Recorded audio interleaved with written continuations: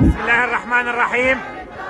اليوم الأربعاء 20 آذار مارس 10 من رمضان. المظاهرات في برلين لم تتوقف طوال العدوان على قطاع غزة.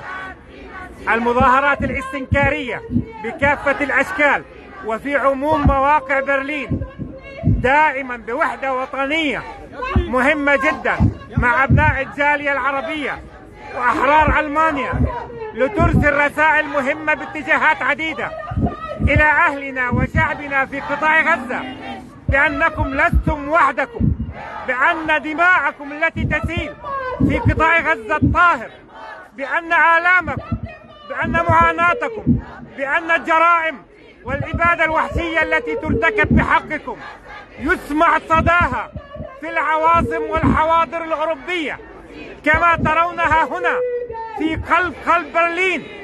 لا تكل ولا تمل الجماهير الفلسطينية، فلسطينية ألمانيا، فلسطينية أوروبا، أحرار العالم من أن يقفوا وقفة العز، لا يتوقفوا لحظة. هذه الاعتصامات ترسل رسائل إلى الساسة الألمان بأن لا يكيلوا بمكيالين، بأن يقفوا مع المظلوم ضد الظالم. هي سياسة للقادة الأوروبيين الذين يجتمعون اليوم وغدا في بروكسل بأنهم يجب أن يقفوا مع الحق، يجب أن ينتصروا إلى القوانين الأوروبية التي تعاقب كل من ينتهك حقوق الإنسان. الاتفاقات المعقودة مع دولة الاحتلال باطلة ضمن القانون الأوروبي. كل العواصم، كل أوروبا تقف وقفة عز. الجماهير هنا في العواصم الأوروبية تقف مع الشعب الفلسطيني. فلسطين حاضرة في سماء أوروبا لكي ينتصر الحق الفلسطيني.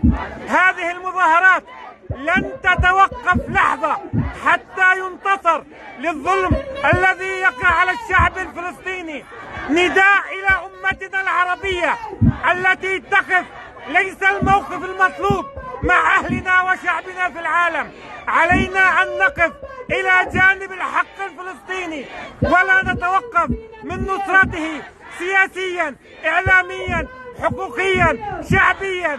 كما هذه الجماهير التي ستصدح، ستستمر المظاهرات في رمضان وبعد رمضان إلى أن يقف الحق، إلى أن يقف العدوان على شعبنا الفلسطيني في قطاع غزة. والسلام عليكم.